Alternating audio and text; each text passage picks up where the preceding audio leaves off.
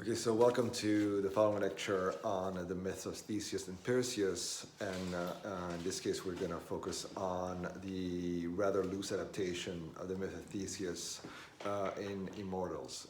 Interestingly, also produced and filmed around the same time as Clash of Titans was filmed. Pretty drastic departure from the original. Part of the reasons may be because the original was this sprawling story, that not only had Theseus and the Minotaur as the focal point in our discussion, but also these added adventures that Theseus went on after he established Athens as a democracy. And as we saw, that was the elixir of the original myth. In this case, so in order for the story to fit more into this journey and character arc, we have a much more focused story, and we begin as a sort of pretty popular motif in Greek mythology with the nuclear family centered around Theseus and his mother. Interestingly, right, the mother-son relationship is particularly strong in the absence of a father, and in this case, it's of course reinforced by the fact that Theseus is an orphan, is not an orphan, but is a bastard. And of course, this mother-son bond goes all the way back to the original Theogony, where we saw, of course, Gaia team up with her children, the Titans, against Uranos, and then Rhea team up with Zeus against Kronos as well. Yeah? And we can say that in some way, maybe Hyperion is the sort of father figure in the tragedy of Immortals. So to reinforce the underdog nature of Theseus in Immortals, he is a fatherless child. Nonetheless, he is quite strong, like the myth established from the beginning. But what is interesting, right? The old man that is Zeus's representation on Earth asks him why he fights, and he says, "I fight for the ones I love." And then he asks him, what about the others, the poor and defenseless? And of course, he sort of chuckles at that question, which lays down the path for his character arc going forward. So of course, we're introduced to Hyperion. His armies march the Colpos, and before that, the army comes in. The Athenian army comes in and says they're evacuating the village. There is this scuffle between Theseus and the soldiers, during which Helios, the general or whatever, the officer of the army, is asking him to join, and he refuses to join because, there's this sort of tension between the villagers and his mother. So he doesn't want to participate in that because he doesn't feel like he's one of them, or he doesn't feel like it's his particular fight. Of course, that changes when his mother is murdered by Hyperion in front of his eyes. And so he's made prisoner, and he only sort of wakes up or accepts the call to adventure with the introduction of the mentor Phaedra, which is the oracle. Of course, the threshold happens when he frees himself from the salt caves and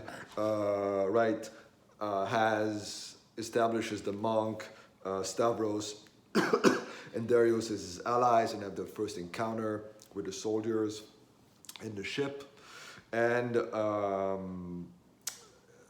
before he eventually travels to the inmost cave, which is the temple at which his mother used to pray. And there at the temple, there's the ordeal against the beast, that Minotaur type figure, and of course, the reward is the bow. And the bow, because of its supernatural tenure, is a sign of faith. And before that, remember that Theseus didn't believe in the gods, and Phaedra encouraged him to bury his mother because it was important to her. At the same time, he also becomes a believer because, of course, he witnesses the bow, this magical, supernatural type of artifact.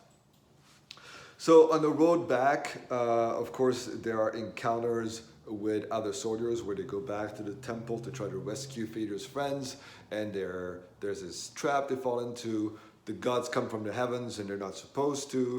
And at this moment, Zeus delivers his mission to him and tells him, lead your people. So here we're already introduced to what the elixir will be, is that Theseus progresses from a faithless son and villager to a leader of his people. And that is his destiny or his fate, is to lead his people out of the impeding tyranny led by Hyperion. And this tyranny, of course, is congruent with invoking the Titans, the first gods, to rebel against the established order, the order established on the principle of justice by the Olympian gods, and of course by Zeus. So the resurrection happens when Theseus comes into being, where he actualizes and becomes a leader of the people. And this is in the scene where all the soldiers are scared and retreat from the gates, and sort of Theseus climbs on his parapet and sort of delivers his speech, which is the inspirational speech that leads the armies into battle. So that's at the moment at which he becomes a leader. And of course, the elixir is when he finally defeats Hyperion, the symbol of tyranny, or the symbol of impeding cruelty and tyranny that led his armies into the attack of the seat of democracy, that is Athens. Notice, of course, the tongue-in-cheek, somewhat tongue-in-cheek dialogue between Theseus and the ruler. He says, gods are metaphors, and of course they are for our purpose of our discussion, but within the realm of within the reality of the movie, they are not. And so Theseus becomes a believer, and at the same time becomes a believer, meaning he reconciles the belief in himself with the belief in the gods and this supreme authority, or the idea of order and justice, and frees the world from the impeding tyranny of Hyperion and the Titans.